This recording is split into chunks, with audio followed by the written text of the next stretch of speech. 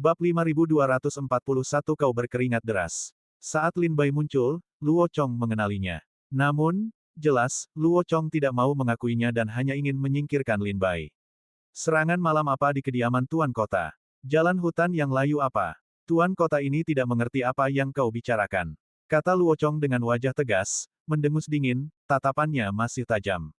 Jika Tuan Kota Luo Chong tidak mau mengakuinya, biarlah.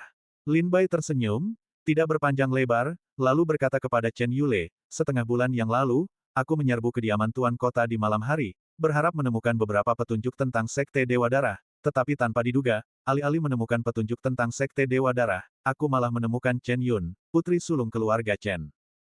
Awalnya aku tidak mengenal Nona Chen Yun, tetapi setelah menghubungi Yang Mulia Pangeran Chen, aku mengetahui identitasnya. Saya juga menyampaikan situasi Nona Chen Yun di kota Fengling kepada Yang Mulia Pangeran Chen. Chen Yule dan para tetua keluarga Chen tiba-tiba menyadari bahwa Lin Bai telah mengirim pesan dari kota Fengling. Saat itu, di dalam istana Tuan Kota, Chen Yun tampak cemas dan berkata dengan tidak sabar, Yule, jangan dengarkan omong kosongnya. Saya baik-baik saja di istana Tuan Kota. Lin Bai melirik ke arah istana Tuan Kota dan berkata sambil tersenyum, benarkah? Nona Chen Yun, karena Anda bilang baik-baik saja, mengapa Anda tidak berani menunjukkan diri? Mengapa Anda harus menggunakan metode rahasia ini untuk menyampaikan suara Anda? Chen Yun berkata dengan dingin, saya sedang menyendiri dan tidak nyaman bagi saya untuk menunjukkan diri. Lin Bai terkekeh, malam itu aku melihatmu di halaman. Kau pucat dan kurus, meridianmu rusak semua, dantianmu hancur, dan kultivasimu hancur. Selain memiliki umur seorang seniman bela diri alam Dewa Dao, kau tidak lagi memiliki kekuatan apapun. Apa yang masih kau lakukan dalam pengasingan? Lagi pula, kau telah dianiaya oleh istri Luo Chong saat ini sampai-sampai kau bahkan tidak mampu makan 3 kali sehari, dan kau bahkan harus makan makanan anjing. Pada titik ini, Lin Bai, mengingat reputasi keluarga Chen di ibu kota, tidak menyebutkan bahwa Chen Yun sedang makan makanan anjing. Namun yang jelas, para tetua keluarga Chen dan Chen Yule mengerti, dan mereka telah mengetahui dari Pangeran Chen bahwa Chen Yun telah dipaksa makan makanan anjing, yang membuat Chen Yule marah. Bibi, apakah yang dikatakan Lin Bai benar? Tanya Chen Yule ke dalam rumah Tuan Kota. Di dalam kediaman Tuan Kota, Chen Yun berkata dengan dingin, Yule, jangan percaya padanya. Dia memang menerobos masuk ke kediaman Tuan Kota beberapa hari yang lalu, mengandalkan kultivasinya yang unggul, mencoba melakukan sesuatu yang tidak senonoh kepadaku. Untungnya, Luo Chong muncul tepat waktu dan mencegahnya. Aku tadinya tidak ingin membahas detail tentang hal-hal ini, tapi sekarang, aku tidak punya pilihan. Chen Yun memang ekstrim, rela mengorbankan reputasinya sendiri untuk menjebak Lin Bai demi melindungi Luo Chong.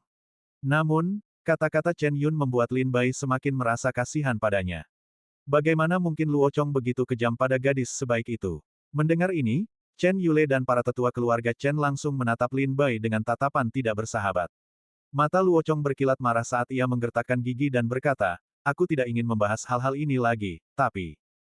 Menghadapi serangan balik Chen Yun, Lin Bai tidak terburu-buru. Sebaliknya, ia tersenyum dan berkata, Nona Chen Yun, kau sudah berkorban begitu banyak untuk Luo Chong, apa dia benar-benar menghargainya? Kau bodoh. Chen Yun, di dalam istana Tuan Kota, terdiam sejenak. Lin Bai menoleh ke arah Chen Yule dan berkata, putra suci keluarga Chen, tak perlu bicara lagi. Kau hanya perlu masuk ke istana Tuan Kota dan kau akan tahu. Tetua keluarga Chen berkata, tapi Luo Chong bilang, Nona Chen Yun sedang mengasingkan diri. Seorang pendekar jarang menemukan kesempatan untuk menembus alam buah Tai Dao. Jika apa yang dikatakan Luo Chong benar, dan kita telah mengganggu terobosan Nona Chen Yun, itu adalah pelanggaran berat yang tak bisa kita tanggung. Lin Bai tersenyum tanpa berkata-kata dan berkata, kalau begitu kau boleh kembali. Biarkan Chen Yun menderita penghinaan dan mati di rumah Tuan Kota Fengling. Ini, mata tetua keluarga Chen berkilat dingin. Mata Chen Yule melirik ke sekeliling, tatapannya perlahan mengeras, dan ia berkata dengan suara rendah, aku pergi. Tetua keluarga Chen bertanya, Yule, apa yang akan kau lakukan? Chen Yule menatap ke arah rumah Tuan Kota dan berkata dengan tegas, aku akan mencari bibiku. Jika aku mengganggu terobosan bibiku, aku, Chen Yule, akan berkelana ke seluruh alam iblis seumur hidupku untuk menemukan cara agar bibiku bisa menerobos. Bibi, Yule datang menemuimu. Setelah mengatakan itu, Chen Yule melangkah menuju rumah Tuan Kota. Ekspresi Luo Chong berubah, dan ia buru-buru menghentikan Chen Yule, berkata, Yule, jangan impulsif.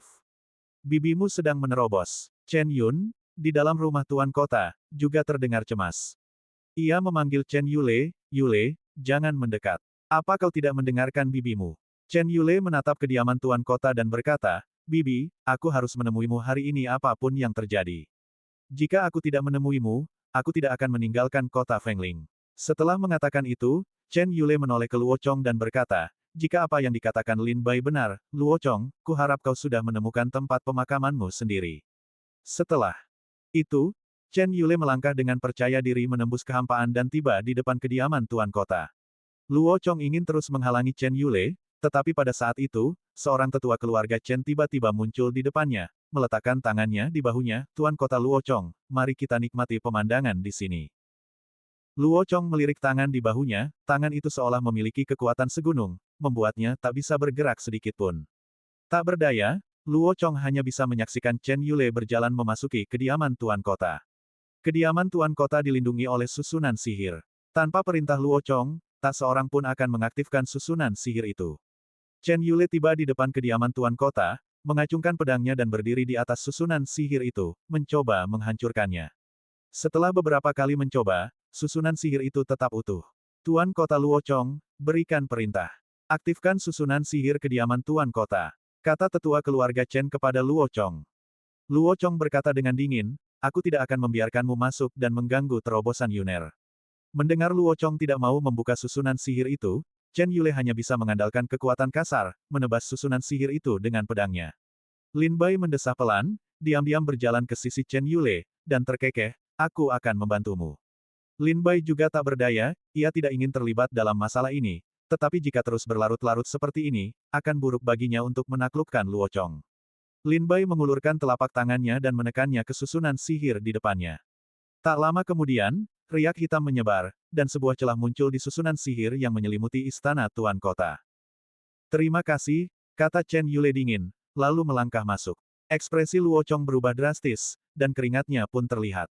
Tetua keluarga Chen, yang sedari tadi mengamati setiap gerakan Luo Chong, terkekeh, Tuan Kota Luo Chong, kau tampak gugup. Kau berkeringat deras. Luo Chong tak ingin berkata apa-apa lagi. Tatapannya tertuju pada Lin Bai, sorot matanya dipenuhi kebencian yang tak pernah terbayangkan sebelumnya. Jika bukan karena Lin Bai, peristiwa di kota Fengling tak akan pernah tersebar. Jika bukan karena Lin Bai, situasi Chen Yun tak akan diketahui keluarga Chen di ibu kota. Luo Chong menyalahkan Lin Bai sepenuhnya. Bab 5242 menekan langkah demi langkah. Aku akan masuk bersamamu. Aku tahu di mana bibimu di penjara. Setelah membuka celah untuk Chen Yule, Lin Bai mengikuti Chen Yule masuk. Di dalam susunan sihir istana Tuan Kota, para penjaga segera mengepung mereka, menghalangi Lin Bai dan Chen Yule. Putra Suci, utusan khusus, tolong berhenti. Ini adalah istana Tuan Kota Fengling, yang ditunjuk oleh Yang Mulia Kaisar Chu. Sekalipun kalian berdua memiliki dukungan yang kuat, kalian tidak boleh masuk tanpa izin. Pelayan istana Tuan Kota berkata kepada Lin Bai dan Chen Yule dengan ekspresi serius, seolah menghadapi musuh yang tangguh. Wajah Chen Yule menjadi gelap gulita. Menatap para penjaga dan prajurit berbaju besi yang mengelilinginya, ia berkata dengan dingin, minggir. Aku tidak pernah mengulangi perkataanku. Pelayan itu berkeringat deras dan buru-buru berkata, putra suci dari keluarga Chen, tahukah kau bahwa masuk tanpa izin ke istana Tuan Kota sama saja dengan menantang otoritas kerajaan Chu? Chen Yule perlahan kehilangan kesabarannya dan berkata, jangan paksa aku, untuk melakukan pembunuhan massal. Menghadapi tekanan Chen Yule yang tak henti-hentinya, pengurus istana Tuan Kota perlahan kehilangan kendali. Ia tahu betul bahwa Chen Yule di depannya adalah putra suci keluarga Chen. Jangankan masuk tanpa izin ke istana Tuan Kota, bahkan masuk tanpa izin ke kota kekaisaran kerajaan Chu pun tak akan mudah dibunuh oleh Kaisar Chu, kecuali ia melakukan pelanggaran berat. Kini setelah Chen Yule memasuki istana Tuan Kota, bahkan jika ia membantai semua prajurit di dalamnya, keluarga Chen akan melindunginya. Sekalipun Kaisar Chu murka, ia akan mempertimbangkan reputasi keluarga Chen dan tidak akan menghukumnya berat. Paling-paling, ia akan dipenjara beberapa tahun sebagai hukuman ringan. Pengurus itu mundur 2 langkah dan berteriak, para pengawal, lindungi istana Tuan Kota sampai mati. Banyak pengawal melangkah maju, wajah mereka dingin saat menatap Chen Yule dan Lin Bai. Ekspresi Chen Yule sedingin es. Ia melirik Lin Bai dan berkata, Lin Bai, sepertinya mereka tidak menyadari lawan mereka bukan orang biasa. Mundur sedikit, hati-hati ilmu pedangku tidak melukaimu. Chen Yule menyuruh Lin Bai mundur, dan Lin Bai menurut, mundur beberapa langkah. Kemudian, Chen Yule, dengan pedang di tangan, melangkah maju. Banyak penjaga memelototi Chen Yule. Melihatnya melangkah melewati batas, mereka langsung menghunus senjata, meraung, dan menyerbunya. Bunuh. Menghadapi kepungan ratusan prajurit Dewa Dao, Chen Yule tidak menunjukkan rasa takut. Asteris wus. Asteris. Kilatan cahaya perak muncul saat pedang dihunus. Lin Bai merasakan hawa dingin menjalar di punggungnya. Cahaya pedang perak yang menyilaukan menyambar di depan matanya, bagaikan fajar yang menyayat kegelapan. Satu tebasan pedang menyapu kediaman penguasa kota, seketika membelah semua prajurit yang menyerbu Chen Yule menjadi dua. Bahkan pengurus rumah pun tak luput. Ilmu pedangmu telah meningkat pesat sejak saat itu. Sepertinya kau telah berusaha keras selama setahun terakhir. Ujar Lin Bai, menyadari bahwa Chen Yule telah mencapai level baru. Setidaknya dalam hal ilmu pedang, ia jauh lebih unggul daripada Chen Yule saat ia berada di tepi sungai Baoyue setahun yang lalu. Setelah membantai 100 orang dengan satu serangan, Chen Yule menyarungkan pedangnya dan berkata kepada Lin Bai, ayo kita cari bibiku. Lin Bai memimpin jalan. Semua seniman bela diri di dalam kediaman penguasa kota mulai bergerak, mencoba menghentikan Lin Bai dan Chen Yule. Lin Bai tidak menyerang, sebaliknya, Chen Yule membunuh satu per satu, dua per dua, seluruh tubuhnya menjadi kabur, berkelebat maju mundur di dalam kediaman. Dengan setiap tebasan pedangnya, seorang seniman bela diri jatuh ke tanah. Dalam sekejap, seluruh kediaman penguasa kota tampak telah berlumuran darah, dipenuhi bau darah yang menyengat. Ada yang mengatakan bahwa Lin Bai kejam dan tegas, tetapi mereka yang dibunuhnya setidaknya pantas menerima nasib mereka. Sebaliknya, Chen Yule tetap tenang saat mengayunkan pedangnya. Ekspresinya tak pernah berubah setiap kali membunuh, seolah-olah orang-orang ini hanyalah semut di matanya. Tidak, di mata Chen Yule, mereka bahkan bukan semut. Di dunia seni bela diri, yang kuat dihormati. Terlebih lagi, Chen Yule adalah putra suci keluarga Chen, salah satu dari 5 keluarga dan 7 sekte kerajaan Chu. Sebagai salah satu orang berpangkat tertinggi di Chu, para seniman bela diri biasa di kota Fengling ini bagaikan debu di matanya. Pengurus Istana Tuan Kota telah berpikir, bahkan jika Chen Yule membantai semua seniman bela diri di kota Fengling hari ini, Kaisar Chu tidak akan marah. Paling-paling, ia akan memberikan hukuman ringan, mengurung Chen Yule selama beberapa tahun, dan itu saja. Sementara Chen Yule membuat kekacauan di Istana Tuan Kota, ia tidak menyadari sekelompok seniman bela diri diam-diam mengawasi setiap gerakan Chen Yule dan Lin Bai dari atap-atap di kejauhan. Ilmu pedang yang sangat tajam. Ilmu pedangnya mungkin termasuk 3 besar di antara rekan-rekannya. Setidaknya di kerajaan Chu, dia Chen Yule, seorang jenius yang sangat didukung oleh keluarga Chen di ibu kota. Bagaimana mungkin ilmu pedangnya rendah? Konon, 1 atau 2 tahun yang lalu, seorang pendekar pedang dengan kekuatan luar biasa muncul di tepi sungai Baoyue di Sangsu dan mengalahkan Chen Yule. Aku penasaran di mana pendekar pedang itu sekarang.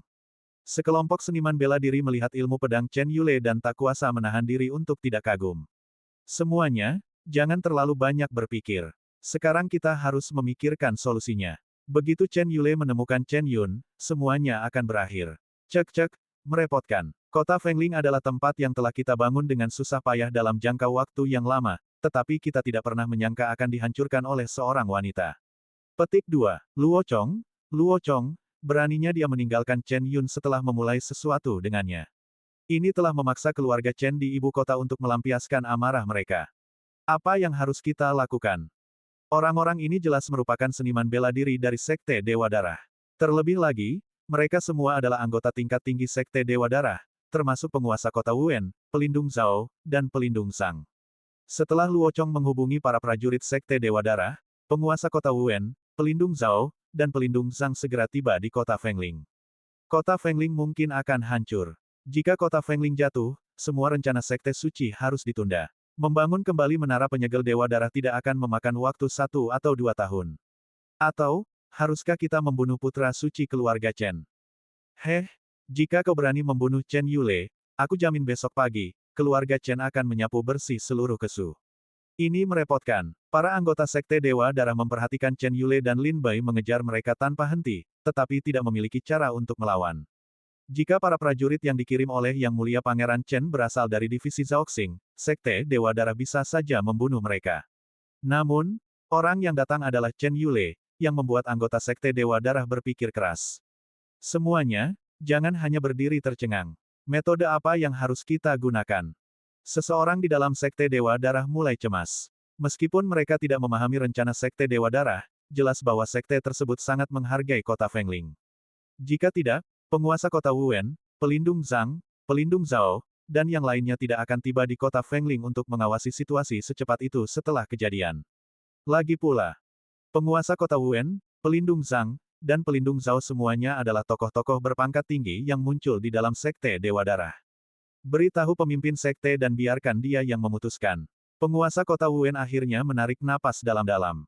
Peristiwa yang terjadi di sini berada di luar wewenang mereka untuk memutuskan, mereka tidak punya pilihan selain melaporkan berita tersebut kepada pemimpin sekte. Bab 5243 bertemu lagi. Ketika anggota Sekte Dewa Darah menghubungi pemimpin mereka, Lin Bai dan Chen Yule sudah tiba di luar halaman tempat Chen Yun dipenjara. Tatapan tajam Chen Yule menyapu sekeliling bagaikan pisau ukir, tanah ditumbuhi rumput liar, halamannya bobroka bahkan lebih buruk daripada tempat tinggal para pelayan keluarga Chen.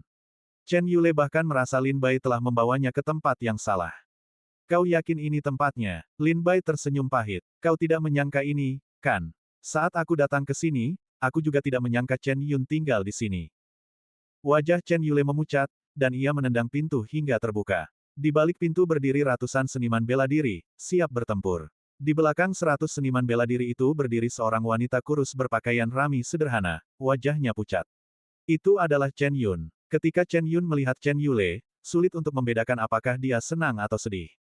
Senyum pertama kali muncul di bibirnya, tetapi air mata menggenang di matanya. Bibi, Chen Yule mendongak dan langsung menyadari keadaan Chen Yun. Ia pucat dan kurus kering, tampak kurus kering, jelas menderita malnutrisi, jauh berbeda dari kecantikannya yang dulu. Mengenakan pakaian linen kasar, pakaiannya yang sederhana bahkan lebih buruk daripada seorang pelayan di keluarga Chen. Kultivasinya telah hilang, dan tiannya hancur, membuatnya lumpuh. Melihat kondisi Chen Yun, hati Chen Yule terasa sakit. Setelah Chen Yule lahir, ibunya meninggal dunia, dan ayahnya sibuk dengan urusan keluarga sejak kecil, sehingga tidak mampu merawatnya. Oleh karena itu, Chen Yule dibesarkan oleh bibinya, Chen Yun. Bagi Chen Yule, Chen Yun lebih dari sekadar keluarga, ia adalah sosok yang tak tergantikan dalam hidupnya. Yule, kau masih datang. Chen Yun menatap Chen Yule, air mata mengalir di wajahnya. Chen Yun mengerti bahwa sejak Chen Yule melihatnya, Luo Chong sudah hancur. Karena kepribadian Chen Yule, ia tidak akan pernah melepaskan Luo Chong begitu saja, mengingat status Chen Yule di keluarga Chen, berurusan dengan Luo Chong akan terlalu mudah baginya. Lagi pula, sebagai putri sulung keluarga Chen, seharusnya ia menikmati semua kekayaan dunia, tetapi Luo Chong meninggalkannya setelah menjalin hubungan, yang terasa seperti provokasi bagi keluarga Chen, jadi wajar saja jika keluarga Chen tidak akan membiarkannya begitu saja. Beraninya Luo Chong memperlakukanmu seperti ini. Mata Chen Yule memerah, tampak sangat marah. Chen Yule, berlututlah dan segera menyerah, atau aku akan membunuh Chen Yun. Saat itu, seorang wanita cantik tiba-tiba muncul dari samping Chen Yun, mengangkat pedang dan mengarahkannya ke leher Chen Yun. Pedang tajam itu merobek daging leher Chen Yun, menyebabkan tetesan darah mengalir di lehernya yang seputih salju. Wanita cantik itu jelas kekasih Luo Chong. Dia juga wanita yang memaksa Chen Yun makan makanan anjing. Darah yang mengalir di leher pucat Chen Yun Sui tampak sangat jelas di mata Chen Yule. Mungkin mereka tidak merasakannya, tetapi Lin Bai, yang paling dekat dengan Chen Yule, diam-diam merasakan aura dingin yang memancar darinya. Rasa dingin ini menyebar, menusuk langsung ke jiwa Lin Bai. Kemudian, tanpa sepatah kata pun, Chen Yule, di depan mata semua orang, berubah menjadi bayangan, langsung melewati leher ratusan seniman bela diri di depannya, akhirnya menusuk tenggorokan wanita itu dengan pedangnya. Ini ya, bahkan Lin Bai pun tak kuasa menahan diri untuk melebarkan matanya. Lin Bai membanggakan dirinya atas ilmu pedang tingkat tinggi, tetapi bahkan ia tidak melihat dengan jelas teknik pedang Chen Yule saat ia menghunus pedangnya. Bang bang banga, ratusan seniman bela diri yang menghalangi jalan Chen Yule mengalami luka berdarah di leher mereka, darah mengucur deras, sebelum akhirnya jatuh ke tanah. Pedang tajam yang menusuk leher wanita cantik itu dibelah oleh pedang Chen Yule, dengan ribuan energi pedang mencabik-cabik tubuh dan jiwa wanita itu, tanpa meninggalkan jejak. Bibi, apa Bibi baik-baik saja? Tanya Chen Yule khawatir. Aku baik-baik saja, jawab Chen Yun sambil tersenyum kecut. Ayo kita keluar dulu. Para tetua sudah menunggu kita di luar. Raut wajah Chen Yule yang galak tampak saat ia membantu Chen Yun keluar, jelas berniat membalas dendam pada Luo Chong. Saat Chen Yun melewati Lin Bai, ia menatapnya dengan penuh arti, ekspresinya tak terbaca. Ilmu pedang yang indah. Ilmu pedang yang hebat, benar-benar layak menjadi putra suci keluarga Chen di ibu kota. Tiba-tiba, beberapa suara pujian terdengar dari luar halaman. Mendengar suara-suara itu, Lin Bai mengenali mereka dan bergegas keluar dari halaman. Ia melihat beberapa sosok berdiri di hutan bambu di depan halaman, termasuk pelindung Zhao, pelindung Zhang, dan penguasa kota Wen yang familiar. Selain ketiganya, ada 4 orang kuat lainnya yang hadir, sehingga totalnya ada 7 orang, semuanya berada di tingkat buah Tai Dao. Sekte Dewa Darah. Melihat penguasa kota Wen, Lin Bai secara alami dapat menyimpulkan asal-usul orang-orang ini, mereka semua adalah pejuang dari Sekte Dewa Darah. Siapa kau? Menyelinap seperti itu. Mata Chen Yule berkilat tajam saat ia menatap orang-orang di hutan dan bertanya dengan nada bermusuhan. Penguasa kota Wen muncul dari balik bayang-bayang dan berkata sambil tersenyum, "Putra suci keluarga Chen, sudah ratusan tahun sejak terakhir kali kita bertemu di ibu kota." Penguasa kota Wen adalah tokoh terkemuka di Kesu, dan Chen Yule secara alami mengenalinya. Jadi itu kau, dasar pengkhianat. Chen Yule mendengus dingin, lalu tiba-tiba, ia seperti menyadari sesuatu. Karena kau bisa muncul di sini, apakah itu berarti Luo Chong juga terkait dengan Sekte Dewa Darah? Penguasa kota Luo Chong adalah orang yang berprinsip tinggi dan telah lama meninggalkan kegelapan demi cahaya. Ia adalah anggota setia Sekte Suci kami, kata penguasa kota Wen dengan gembira. Meninggalkan kegelapan demi cahaya. Mengatakan hal seperti itu, kau benar-benar tak tahu malu. Chen Yule mencibir dengan nada menghina. Minggir. Setelah itu, Chen Yule membantu Chen Yun berjalan menuju kediaman penguasa kota, tetapi penguasa kota Wen jelas tidak berniat mundur. Penguasa kota Wen tersenyum dan berkata, Sekte Suci ingin mengundang putra suci keluarga Chen dan saudara Lin Bai untuk menjadi tamu kami. Apakah kalian berdua punya waktu? Wajah Lin Bai menjadi muram. Sekte Dewa Darah mengundang mereka. Apa yang mereka rencanakan? Mungkinkah Sekte Dewa Darah ingin menggunakan nyawa Chen Yule dan Lin Bai untuk memeras Yang Mulia Pangeran Chen? Bagaimana jika aku tidak pergi? Chen Yule mengangkat alis, merasakan bahaya, dan segera mencengkeram pedangnya erat-erat. Pelindung Zhang dan pelindung Zhao melangkah maju bersamaan. Saya khawatir ini di luar kendali kalian. Kalian berdua harus ikut dengan kami hari ini. Melihat 3 pendekar buah Tai Dao di hadapannya, ekspresi dingin muncul di wajah Chen Yule. Dia diam-diam melirik Lin Bai, memperhatikan tangan Lin Bai yang tersembunyi di balik lengan panjangnya, mulai mengumpulkan kekuatan. Kalau begitu, ayo kita coba. Chen Yule melindungi Chen Yun di belakangnya dengan satu tangan, seluruh tubuhnya memancarkan aura pedang yang dahsyat. Berdiri agak jauh di belakang Chen Yule, Lin Bai langsung melepaskan 4 pedang terbang, membentuk formasi pedang 4 simbol kehendak surgawi, dan menebas dengan ganas. Raungan memekakkan telinga menggema di seluruh mansion tuan kota. Memanfaatkan kekacauan itu, Lin Bai bergerak cepat, berbalik dan pergi. Pedang terbang. Tatapan Chen Yule berkedip saat ia melihat Lin Bai melepaskan teknik pedang terbangnya, seolah teringat sesuatu. Tuan Kota Wen berkata, aku serahkan Chen Yule padamu. Aku akan mengejar Lin Bai. Sambil pergi, ia menambahkan pesan untuk pelindung Zhang dan pelindung Zhao, jangan bunuh Chen Yule, atau itu akan menimbulkan banyak masalah. Bab 5244 Gunung 10.000 Tulang. Lin Bai melepaskan 4 pedang terbang, membentuk susunan pedang yang menciptakan kekacauan. Memanfaatkan kekuatan mengerikan dan kebingungan dari susunan pedang tersebut, ia dengan cepat naik dengan pedangnya, langsung menuju keluar istana tuan kota. Istana tuan kota Fengling terisolasi dari dunia luar oleh susunan sihir Sekte Dewa Darah yang diatur dengan cermat, mencegah para tetua keluarga Chen mengetahui apa yang terjadi di dalam. Selama Lin Bai melarikan diri dari istana tuan kota dan menyampaikan berita tentang para ahli Sekte Dewa Darah di dalam, semua krisis akan terselesaikan. Di istana tuan kota, Lin Bai menunggangi pedang terbangnya, dengan cepat bergegas menuju luar. Tiba-tiba, embusan angin menerpa Lin Bai, dan sesosok muncul bersama angin tersebut. Lin Bai berhenti, mengamati dengan saksama, dan melihat tuan kota Wen berdiri di hadapannya. Di bawah istana tuan kota terdapat menara penyegel Dewa Darah. Berita ini telah disampaikan kepada Yang Mulia Pangeran Chen. Kota Fengling, kau tak akan sanggup menahannya. Luo Chong celaka. Lin Bai tidak terkejut bahwa penguasa kota Wen telah menyusul. Dengan tingkat kultivasi penguasa kota Wen, buah Tai Dao tingkat tinggi, mengejar Lin Bai dalam sekejap adalah hal yang mudah. Oleh karena itu, ekspresi Lin Bai tetap relatif tenang saat ia dengan dingin menyapa penguasa kota Wen, berkata, aku tahu. Meskipun kita sangat menghargai kota Fengling, sepertinya tidak ada cara untuk menyelamatkannya sekarang. Sedangkan untuk Luo Chong, hehe, di papan catur, hanya bidak yang berguna yang bisa disebut bidak catur, bidak yang tidak berguna hanyalah bidak yang sia-sia. Penguasa kota Wen tersenyum dingin, implikasinya jelas, mereka meninggalkan Luochong.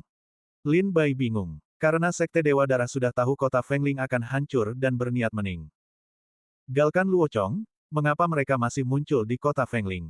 Apa sebenarnya yang kalian coba lakukan? Ekspresi Lin Bai muram, tidak memahami niat Sekte Dewa Darah. Penguasa kota Wen terkekeh pelan, kilatan misterius di matanya.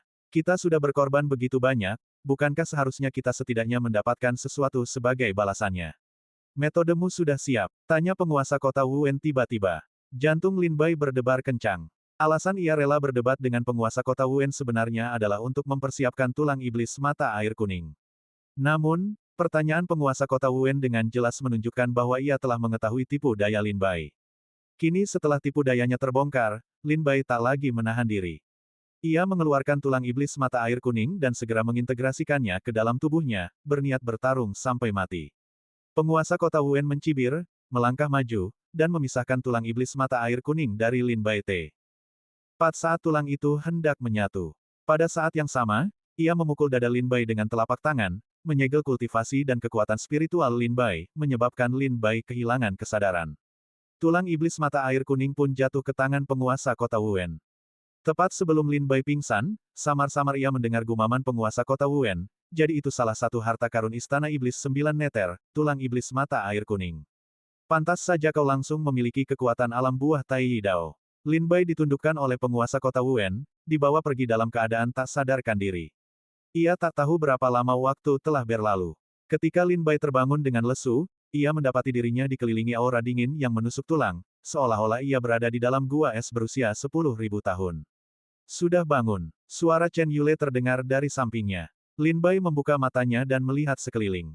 Mereka seperti berada di dalam istana bawah tanah. Istana itu gelap dan suram, dengan tetesan air menempel di dinding, lembab dan suram. Hanya Chen Yule yang berada di samping Lin Bai, Chen Yun tidak ada di sana. Kau juga ditundukkan, tanya Lin Bai dengan muram. Chen Yule tetap tenang dan berkata, dua ahli buah Tai Dao tingkat tinggi melawan salah satu dariku, menindas yang lemah, itu bukanlah sebuah keterampilan. Lin Bai bertanya, di mana tempat ini? Chen Yule menjawab, aku bangun 1/4 jam lebih awal darimu. Meskipun aku tidak tahu persis di mana tempat ini, berdasarkan deduksiku, ini pasti sarang Sekte Dewa Darah. Petik 2. Sayangnya, aku tidak familiar dengan Kesu, kalau tidak, aku pasti bisa menebak di mana tempat ini. Lin Bai bertanya, bagaimana kau tahu? Chen Yule berkata, dinding batu tempat kita bersandar bukanlah batu biasa. Batu itu disebut, batu Yingxuan Hanming, sejenis biji besi.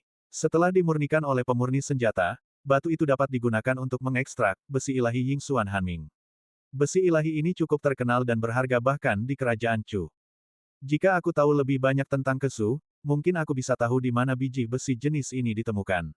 Lin Bai merasa kata-kata Chen Yule masuk akal.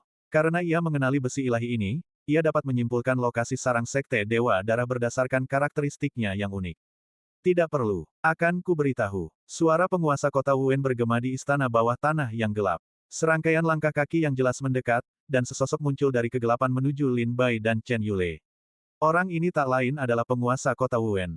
Tempat ini berada di bawah Gunung Wangu, kata penguasa kota sambil tersenyum saat mendekati Chen Yule dan Lin Bai. Mendengar lokasi ini, mata Chen Yule berbinar, penuh pertimbangan. Lin Bai segera teringat peta Kesu, mencari lokasi Gunung Wangu. Gunung Wangu terletak di utara Kesu, sekitar 100.000 li di barat laut padang rumput pedang besi. Gunung itu sangat kecil. Lin Bai akhirnya mengerti mengapa para ahli kultus Dewa Darah tiba di kota Fengling begitu cepat setelah kejadian itu. Ternyata benteng kultus Dewa Darah berjarak kurang dari 200.000 li dari kota Fengling. Mengingat kecepatan penguasa kota dan para ahli alam buah Tai Dao-nya, mereka bisa mencapai kota Fengling dalam waktu hampir 1/4 jam. Jadi itu Gunung Wangu. Chen Yule mencibir, seolah mengejek ketidaktahuannya sendiri. Penguasa kota Wen bertanya dengan penuh minat, apakah putra suci keluarga Chen tahu asal-usul gunung 10.000 tulang? Chen Yule terkekeh, bagaimana mungkin aku tidak tahu? Legenda mengatakan bahwa dahulu kala, iblis pemakan manusia muncul di tanah Kesu, memakan semua makhluk hidup, membantai kota-kota, dan melukai banyak nyawa. Setelah melahap daging dan darah para seniman bela diri, ia menumpuk tulang-tulang mereka di sebuah cekungan, dan tulang-tulang itu semakin menumpuk, perlahan-lahan membentuk gunung. Ini adalah gunung 10.000 tulang. Tapi ini hanyalah legenda yang beredar di Kesu. Bagaimana mungkin kita membayangkan bahwa gereja Dewa Darah akan memilih tempat yang begitu mencolok sebagai sarangnya? Penguasa kota Wen tersenyum puas, mungkin inilah yang mereka sebut, tempat tergelap di bawah lampu. Baiklah, cukup basa-basinya. Lin Bai, ikut aku. Penguasa kota Wen mengangkat Lin Bai. Karena kultivasi Lin Bai telah tersegel, ia tidak dapat mengerahkan kekuatannya dan hanya bisa membiarkan penguasa kota Wen membawanya pergi. Hei, kau mau membawanya kemana?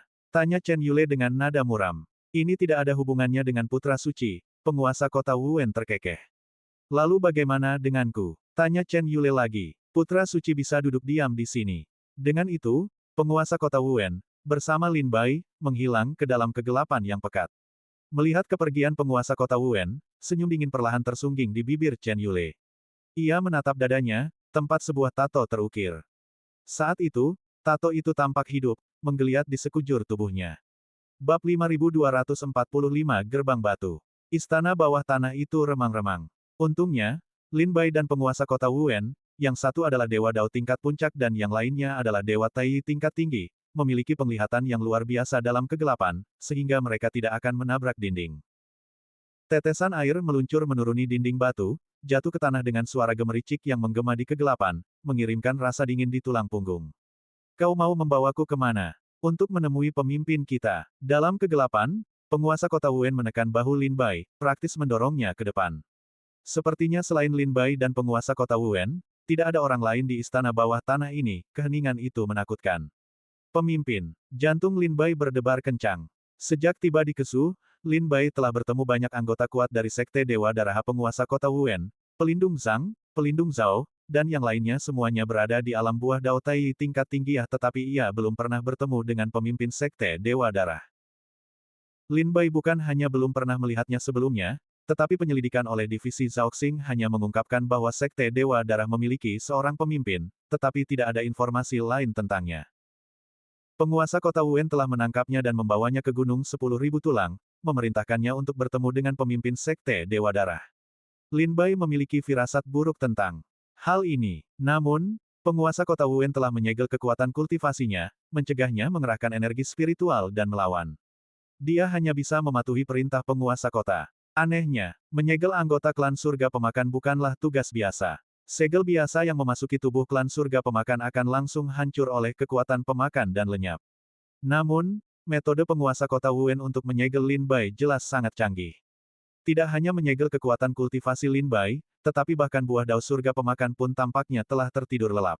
Apapun metode yang digunakan Lin Bai, dia tidak dapat membangkitkan buah dao surga pemakan. Karena buah surga pemakan sedang tidak aktif, Lin Bai tidak dapat mengaktifkan kekuatan pemakanannya sehingga tidak dapat membuka segelnya. Siapa pemimpinmu? Berjalan menyusuri istana bawah tanah yang gelap, Lin Bai mengobrol santai dengan penguasa kota Wen. Kau akan tahu saat kita sampai di sana. Penguasa kota Wen tersenyum misterius. Lin Bai, apa kau ingat aku pernah bilang kalau kau sangat penting bagi kami? Kenapa? Lin Bai bingung. Penguasa kota Wen berhenti bicara dan terus mendorong Lin Bai ke depan.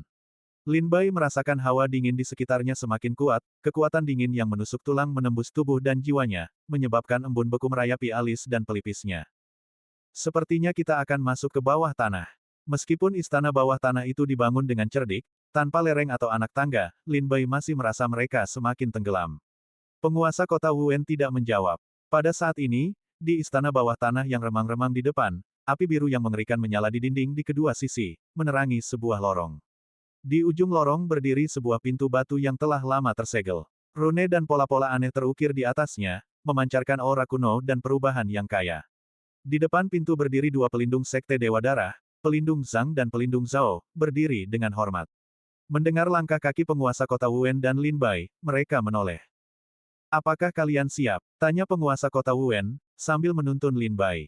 Meskipun Lin Bai tidak mengerti apa yang sedang mereka persiapkan, ia tetap mempertahankan ekspresi tenang, merenungkan strateginya. Pelindung Zhang dan pelindung Zhao melirik Lin Bai. Meskipun mereka berusaha sekuat tenaga untuk tetap tenang, Lin Bai masih bisa melihat kegembiraan yang meluap-luap di mata mereka. Semuanya sudah siap. Keberhasilan atau kegagalan bergantung pada ini. Kita benar-benar tidak punya banyak waktu tersisa. Pelindung Zhang dan pelindung Zhao berbicara dengan sungguh-sungguh, seolah-olah mempertaruhkan segalanya pada Lin Bai. Kalau begitu buka pintunya, kata penguasa kota Wen. Pelindung Zhang dan pelindung Zhao bertukar pandang, masing-masing mengambil setengah batu dari jubah mereka, menggabungkannya menjadi sebuah batu bundar, yang mereka letakkan di alur pintu batu. Ini jelas merupakan kunci untuk membuka pintu batu itu. Klik, klik, klika.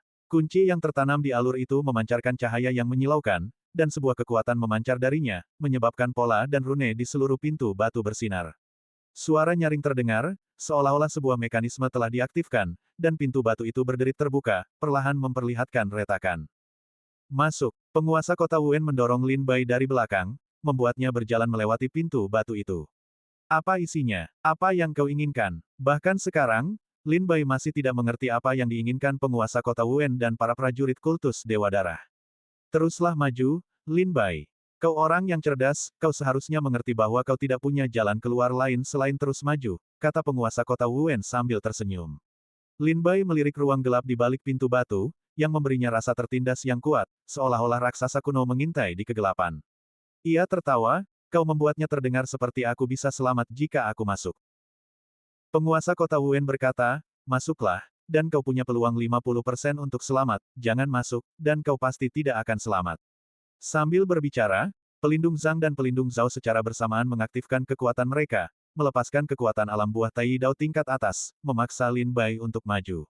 Jika Lin Bai berani mundur, mereka akan langsung membunuhnya. Ekspresi Lin Bai berubah serius. Ia menarik napas dalam-dalam. Ia mengerti bahwa ia tidak punya pilihan lain. Ia melirik ruang gelap di balik pintu batu dan melangkah masuk. Yang terpenting adalah, ia saat ini tidak memiliki kultivasi. Jika ada bahaya yang mengancam di dalam, ia tak akan berdaya melawan.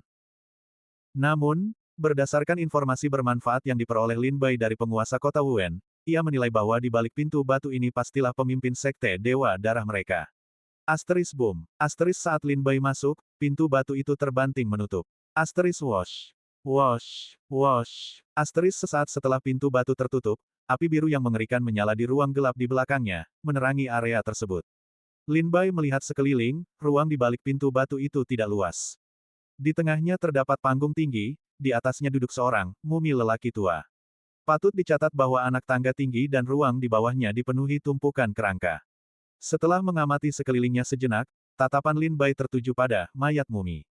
Dilihat dari penampilannya, mayat itu tanpa darah dan ki, tidak menunjukkan tanda-tanda kehidupan, jelas sudah mati, namun hal itu memberi Lin Bai perasaan merinding.